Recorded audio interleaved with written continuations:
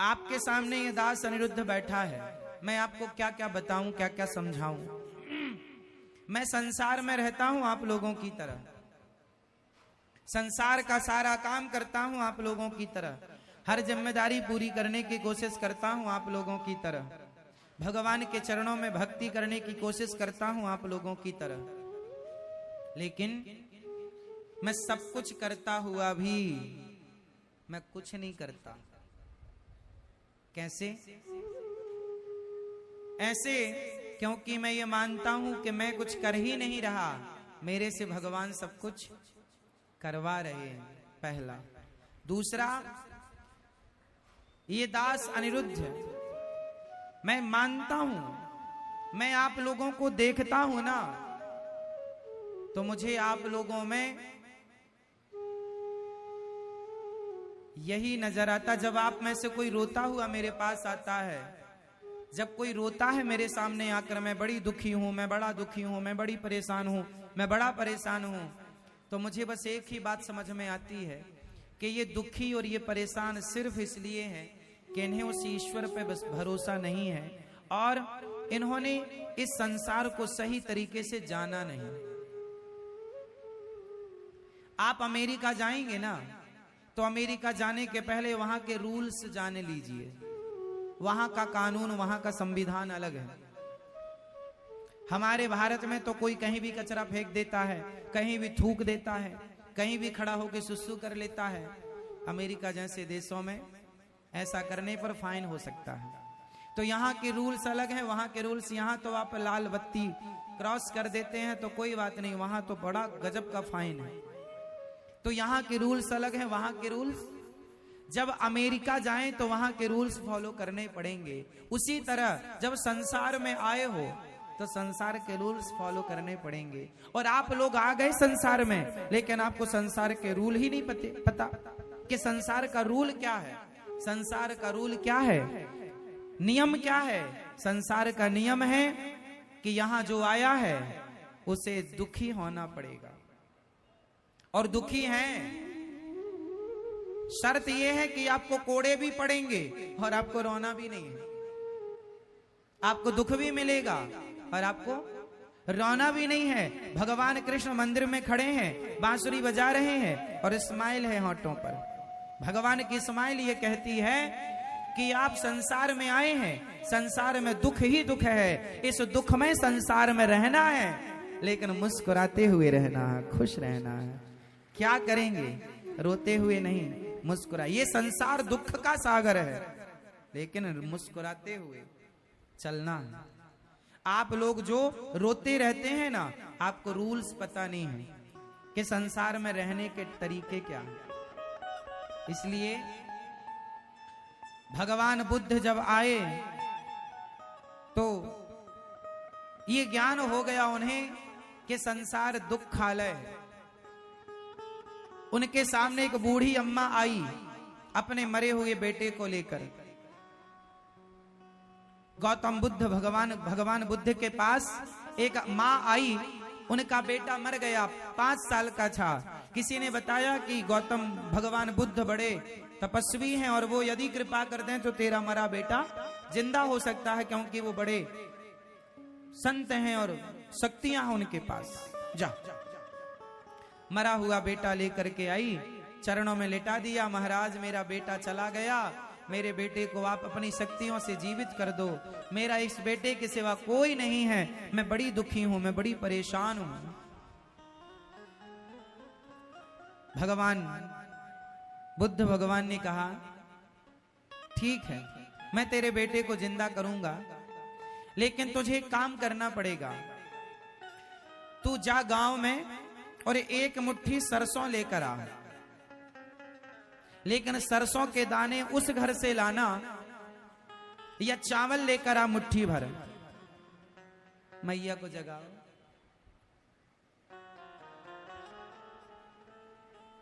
आपसे मुट्ठी भर तू चावल लेकर आना, पर उस घर से चावल लाना जिस घर में आज तक कोई मरा ना हो। मुट्ठी भर सरसों चावल जो मिल जाए ले आना, पर उस घर से लाना जिस घर में आज तक कोई मरा ना हो। बूढ़ी अम्मा गई, ठीक है अभी लाती हूं। भैया जरा मुट्ठी भर सरसों दे दो, हमारा बेटा चला गया है, उसे जीवित करना है, पर एक शर्त है। उसने चावल घर की जो थी वो चावल ले आई या सरसों। बोले कि तुम्हारे घर में आज तक कोई मरा है? बोले हाँ, कुछ दिन पहले हमारे ससुर चले गए। दूसरे घर गई, बोले तुम्हारे घर आज तक कोई मरा? बोले हाँ, कुछ दिन पहले हमारी सास चली गई। तीसरे घर गई, बोले तुम्हारे घर कोई मरा है आज तक? बोले हाँ, हमारे घर कुछ दिन पहले हमारे पति चले गए। चौथे घर गई, बोले हमारे घर कोई पत्नी चली गई। किसी ने कहा हमारे घर ये चला गया। वो सबका घर ऐसा था जिसके घर में कोई ना कोई कभी ना कभी मरा जरूर था। बूढ़ी अम्मा फिर वापस आई, भगवान बुद्ध से कहा ले आई चावल मुट्ठी भर। ना महाराज, नहीं मिला। चावल तो नहीं मिले, सरसों तो नहीं मिली, लेकिन मेरे प्रश्न का उत्तर मिल गया। चुपचाप उसने अपना बेटा उठाया, वहां से चली गई। बताओ क्या सबक मिला इस कहानी से, क्या सीख मिली? हम रोते हैं कि हमारा ये मर गया, हम रोते हैं कि हमारा ये दुख है। अरे जो दुख आपके पास है, सेम वही दुख आपके पड़ोसियों में भी है, औरों के पास भी है। क्यों है? क्योंकि संसार में जो आया है उसे दुख से गुजरना पड़ेगा। अब ये दुख से गुजरने में चाहे आप रोते गुजरो या हंसते गुजरो, वो आपकी मर्जी है। इसलिए संसार में क्या है? अब बताओ आप, संसार में क्या है, सुख या दुख? जोर से। अभी आप कह रहे थे दोनों हैं। आप जल्दी ज्ञानी हो गए। इतनी बात जानने के लिए गौतम बुद्ध को 12 साल लगे और आप देखो 12 मिनट में जान गए। संसार में क्या है ये बात मैंने कह तो दी है, आपने सुन भी ली। कभी घर में एकांत में बैठकर मेरी इस बात का खूब ध्यान से चिंतन करना कि क्या संसार में सचमुच दुख है, और जो सुख है वो कितनी देर का है। हड्डी चबा रहा है कुत्ता, लग रहा है कि बड़ा सुख है। एक छोटी सी कहानी सुना दूं और क्लियर करने के लिए, आपको जल्दी तो नहीं है? सुनो। माया, ईश्वर की माया का पर्दा ऐसा पड़ा है कि हमें सही सही दिखाई नहीं पड़ता। अब इस बात को और क्लियर करने के लिए मैं आपको एक छोटी सी कहानी सुनाता हूं, आपको पूरा क्लियर हो जाएगा, सारा दर्पण की तरह क्लियर हो जाएगा। स्पष्टीकरण। जो सो रहे हैं उनको जगा दो।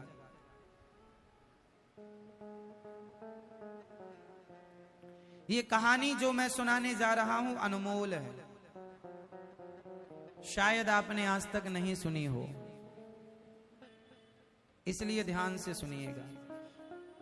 इस कहानी से आपके परिवार का, आपका सारांश निकलेगा। तैयार हैं? सुनो।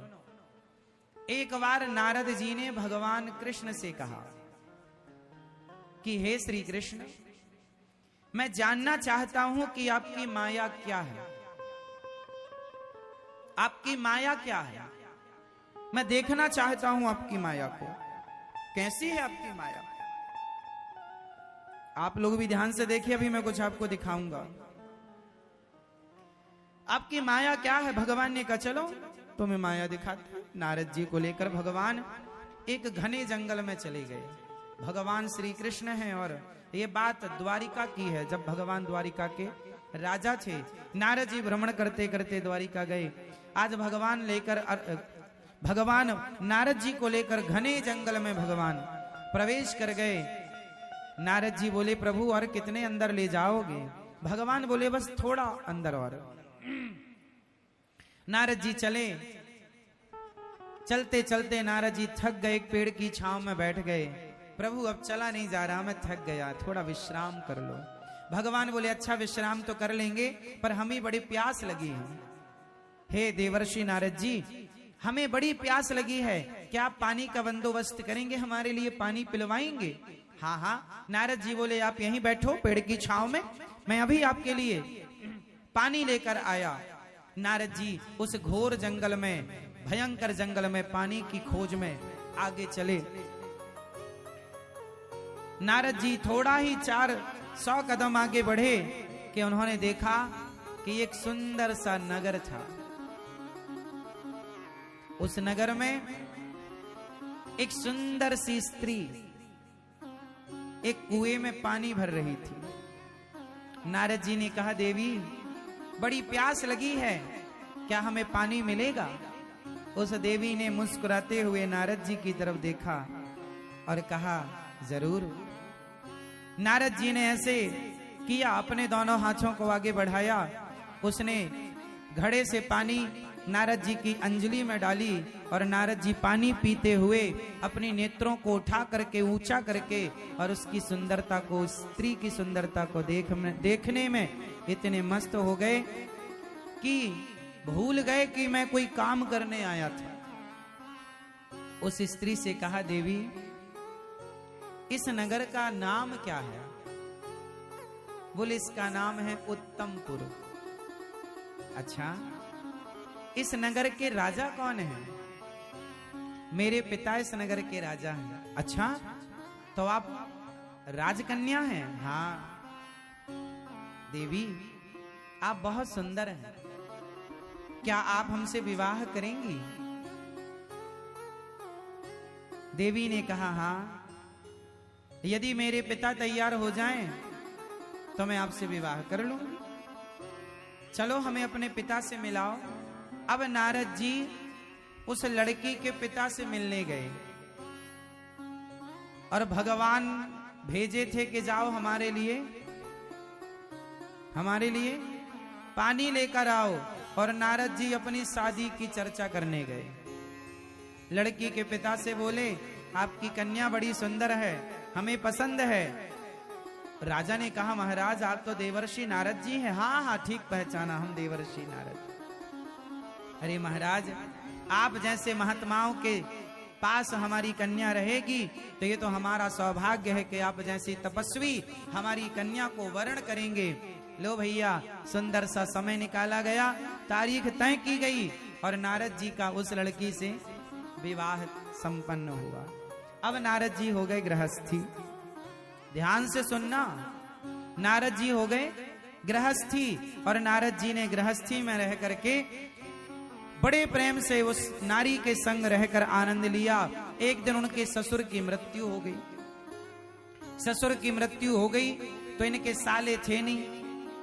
अब नारद जी, एक बेटी थी उनके राजा की, तो नारद जी ही राजा बने। अब नारद जी राजा बन गए, उनकी पत्नी बगल में बैठी रानी बनी। कुछ दिन बाद नारद जी के एक बेटा हुआ। कुछ वर्ष बाद नारद जी की एक बेटी हुई। एक बेटा एक बेटी। नारद जी के बड़े मंत्री, बड़ी सेना। एक दिन नारद जी ने सोचा कि चलो जरा देखो कि हमारे राज्य के आसपास किन राजाओं का कब्जा है। तो मंत्रियों ने बताया, महाराज फलानी दिशा में फलाने राजा का कब्जा है, हमारे राज्य के कुछ जमीन पर कब्जा किया है। नारद जी ने कहा, सेना तैयार करो और उस राज्य पर आक्रमण करो, अब हम अपने राज्य का विस्तार चाहते हैं। नारद जी क्या लेने गए थे? पानी, और राज्य का विस्तार करने में लग गए। हम अपने राज्य का विस्तार चाहते हैं, सेना तैयार करो। लो भैया, नारद जी की उपस्थिति में सेना तैयार हुई और सेना आक्रमण करने के लिए चली। पर नारद जी आक्रमण करें उसके पहले सामने वाले राजा ने आक्रमण कर दिया और नारद जी की सेना मारी गई। नारद जी का पहला युद्ध था, कभी लड़े नहीं, तो माला जपते रहे सारी जिंदगी, नारायण नारायण नारायण। और आज बाबा जी युद्ध करने चले हैं और जब युद्ध करने गए तो ये हार गए। सामने वाले राजा ने नारद जी को हराया और इनके राज्य पर कब्जा कर लिया। अब नारद जी भागे, अपनी पत्नी और बच्चों को लेके भागे नारद जी। अब भागते भागते भागते भागते एक जंगल में पहुंच गए। एक बेटी थी छोटी सी इनकी और एक बेटा था। बेटा थोड़ा बड़ा था, 5 साल 6 साल का बेटा रहा होगा, 3 साढ़े 3 साल की बेटी रही होगी। अब लो भैया, नारद जी पत्नी को लेके भाग रहे हैं, ना खाया ना पिया, बस भागा भागा भागा। सेना पीछे लगी है बंदी बनाने के लिए। अब नारद जी भाग भाग के चले, खाना पीना कुछ नहीं। पत्नी बोली भूख लगी है, बच्चे चिल्लाने लगे, रोने लगे। उस छोटी सी बच्ची को ना पानी मिल पाया, ना भोजन मिल पाया, बच्चे रो रहे हैं। अब नारद जी अपने बच्चों को जब रोता हुआ देखे ना तो वो भी रोने लग जाएं, लेकिन क्या करें। तभी उन्हें एक नदी दिखाई पड़ी। उस नदी के उस तरफ कोई गांव नजर आया। नारद जी बोले यदि नदी के उस पार चले गए तो इस गांव में जरूर रोटी मिल जाएगी, हमारे बच्चों का पेट भर जाएगा। अब नारद जी उस नदी के पार जाने के लिए बंदोबस्त करने लगे। तभी उन्हें नदी के किनारे एक नाव नजर आई। कहीं बहकर पुरानी सी नाव आ गई। बहुत अच्छी हालत तो नहीं थी, पर नारद जी के बच्चे भूखे थे। अब नदी को पार करने के सिवा उनके पास कोई चारा ऑप्शन नहीं था। अब जैसे तैसे उसमें और लकड़ी लगा करके उसमें उसकी मलहम पट्टी करके नाव की, और नारद जी उस नाव में बैठे। बच्चों को बिठाया, पत्नी को बिठाया, खुद नारद जी नाव जागो चलाने लगे। नारद जी नाव चलाने लगे। दुर्भाग्य देखिए कि जब नाव बीच भंवर में पहुंची, बीच नदी में, तो नाव में पानी भरने लगा। और जब नाव में पानी भरा तो नारद जी घबराए।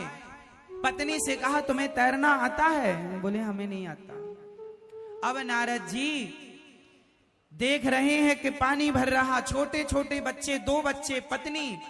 अब जोर कितनी नाव चलाएं, कैसे नाव चलाएं, फिर भी पानी को रोक ना पाए। और दुर्भाग्य देखिए कि नाव में पानी भर गया और नाव डूबने लगी। जब नाव डूबी तो नारद जी की पत्नी उनकी आंखों के सामने डूबने लगी, उनके बच्चे डूबने लगे, उनकी नन्ही सी बेटी पानी में डूबने लगी। नारद जी अब अपने को बचाएं कि पत्नी को बचाएं कि बच्चों को बचाएं। नारद जी तो जैसे तैसे किनारे लग गए, लेकिन बीच नदी में अपनी पत्नी को डूबता हुआ देखकर चिल्ला रहे हैं, हे विधाता तू कितना निर्दयी है, कितना निष्ठुर है, इतना दुख दिया तूने हमें, क्या बिगाड़ा था हमने तेरा, कौन सा पाप किया था हमने जो तूने हमें इतना दुख दे दिया। हमारी पत्नी पानी में डूब गई, बच्चा पानी में डूब गया, चिल्ला रही है पत्नी बचा लो स्वामी बचा लो, पर ये असमर्थ हैं उस डूबती हुई पत्नी को बचाने में। अरे कोई तो बचाओ, कोई नहीं आया। पत्नी डूब गई, बच्चे डूब गए, तीनों की मृत्यु हो गई। और नारद जी रो रहे हैं, हे भगवान तू बड़ा निष्ठुर निर्दयी, क्या बिगाड़ा था हमने तेरा। नारद जी रो रहे थे, तब तक भगवान आ गए। भगवान ने कहा नारद जी पानी लेने गए थे, 1 घंटे से बैठे आपका इंतजार कर रहे हैं, आप लौटे ही नहीं। नारद जी को याद आया, हे प्रभु हम पानी लेने आए थे। हाँ। नारद जी बोले हमारी पत्नी डूब गई पानी में। ना भगवान बोले पत्नी, आपकी पत्नी? आप तो अभी पानी लेने गए थे 1 घंटा पहले, 1 घंटे से हम ही आपको ढूंढ रहे हैं। नारद जी बोले अभी 1 घंटा हुआ? हाँ 1 घंटे तो हुआ। बोले 1 घंटे में हमारे 2 बच्चे भी हो गए। भगवान मुस्कुराए, नारद जी यही है माया। आपने सवाल किया था ना कि प्रभु अपनी माया दिखाओ, अपनी यही है माया। जो आपका नहीं है आप उसके लिए रो रहे हैं, यही तो माया है। क्या वो पत्नी, क्या वो बच्चे, क्या वो राज्य नारद जी का था? बोलो बोलो। लेकिन नहीं था, लेकिन फिर भी उनने अपना माना और रो रहे हैं। जो आपका है ही नहीं आप उसे अपना मानते हैं। आपकी पत्नी आपकी नहीं है लेकिन आप उसे अपना मानते हैं। आपका पति आपका नहीं है लेकिन आप उसे अपना मानते हैं। आपका बेटा आपका नहीं है लेकिन आप उसे अपना मानते हैं। आपका शरीर, बेटा पत्नी छोड़ो, ये शरीर आपका नहीं है लेकिन आप इसे अपना मानते हैं। ये शरीर आपका था तो आंखों में कम दिखने लगा, रोका क्यों नहीं? कानों में कम सुनाई पड़ने लगा, रोका क्यों नहीं? शरीर बुढ़ा हो गया, रोका क्यों नहीं? आपका नहीं था, लेकिन आप मानते रहे। यही तो माया है ईश्वर की। मम माया दुरत्तया, आपका कुछ भी नहीं है संसार में, लेकिन सबको आप अपना मानते हैं। भगवान आपके अपने हैं, लेकिन आप उन्हें अपना नहीं मानते। यही तो माया है। माया का पर्दा पड़ने से सब अपना सा दिखाई पड़ता है, बट होता कुछ नहीं है अपना। यही माया का स्वरूप है। यही ये कहानी सिर्फ नारद जी की नहीं, आपकी, हमारी, हम सब की कहानी। हम सब वो व्यक्ति हैं जो संसार में आए थे। नारद जी आए थे पानी खोजने, जल की खोज करने, जल लेने, उलझ गए। आप भी आए थे संसार में भगवान को पाने, आप भी तो उलझे पड़े हैं। आप कौन से नहीं उलझे? आप भी तो नारद जी की तरह रो रहे हैं। लेकिन आपका ये रोना सच्चा है कि झूठा है? बताओ। नारद जी का रोना सच्चा था कि झूठा था? जोर से, जोर से, और जोर से बोलो। हाँ, झूठा था, क्योंकि वो सब माया है। जैसे आप पिक्चर देखने जाते हैं, तो पिक्चर थिएटर में जहां पे आप बैठते हैं, वहां सामने एक व्हाइट कलर का पर्दा होता है। सिर्फ उस पर्दे पर पीछे से लाइट मारी जाती है। उस लाइट में चित्र नजर आते हैं, और वो चित्र आपको हमें मूवी के रूप में दिखते हैं। वो सिर्फ क्या है? एक लाइट, एक प्रकाश है। व्हाइट पर्दे में पढ़ करके उसका रिएक्शन आप देख पाते हैं। उसी तरह संसार व्हाइट पर्दे की तरह है, और इस व्हाइट पर्दे में कोई चित्र नहीं है। उस कैसेट में जो जो भरा होता है वो उसमें दिखाई पड़ता है। उसी तरह आपके मन में जो जो भरा पड़ा है कई जन्मों से, वो आपको यहां भासता है, दिखता है, लगता है। होता कुछ नहीं है, सब वाइट है, ये सफेद है, कुछ नहीं है। प्राण निकल गए, कुछ नहीं बचा। जैसे छोटे छोटे बच्चे रोते रहते हैं, उनका रोना सच्चा होता है कि झूठा? कुछ बच्चे झूठे ही रोते रहते हैं, रोते, उन्हें रोना है बस। ऐसे ही कुछ लोगों को रोना है। जैसे बच्चों का रोना झूठा है, ऐसे आपका और हमारा रोना भी झूठा है। रोना ही है तो भगवान के लिए रोइए, भगवान के लिए रोना सच्चा है। संसार का रोना झूठा है। हेलो दोस्तों, तो स्वागत है मेरा इस चैनल आरके भक्ति पर। तो कैसे हैं आप लोग? आशा करता हूँ ठीक ही होंगे। और कैसा लगा है वीडियो अच्छा लगा होगा तो चैनल को सब्सक्राइब कीजिएगा, वीडियो को लाइक कीजिएगा एंड कमेंट कीजिएगा, ताकि अगला नोटिफिकेशन आपके पास तुरंत पहुँच सके।